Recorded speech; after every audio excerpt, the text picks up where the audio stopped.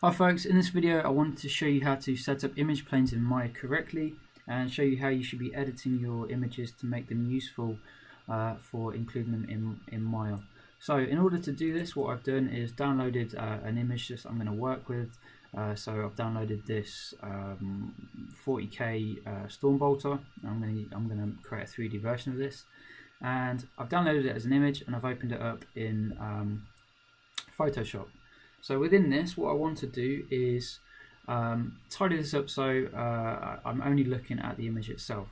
Now, lots of ways you can do this.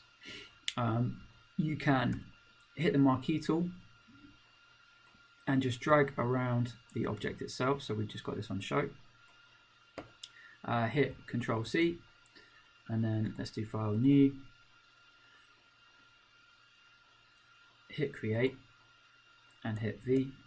Control V, and it's going to drop in there and give us a nice clean image.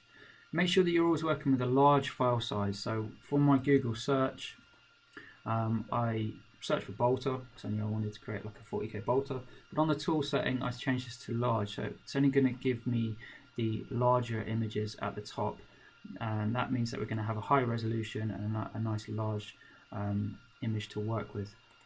If I then do File, Save As, and call it, let's change it to JPEG. I want to save this to the folder that for my project. So I set this up properly.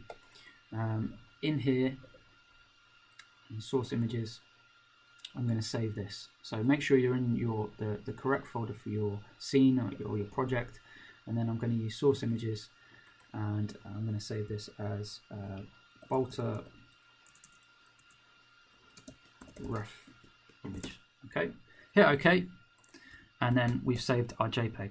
I can now close Photoshop. I don't need that anymore, and I'm going to close down that tab. Now in Maya, what we need to do is make sure that we are working with the correct view. So there is no point me importing this side view into the perspective view or into the top view or the front view. It should go in the side view. So let's make sure that we're working in the correct panel. So I'm going to import it into this panel, the side view. Now to do that, let's just hit spacebar to show this fully. We're going to go to View, Image Plane, Import Image. So just make sure that you've picked the correct viewpoint in Maya. So mine is the side view of a gun. This is the side panel in Maya. Image Plane, from the View menu, Import Image. It will automatically jump to the source images folder, which is quite handy, and that's why I saved it there. So I've got my bolter reference image.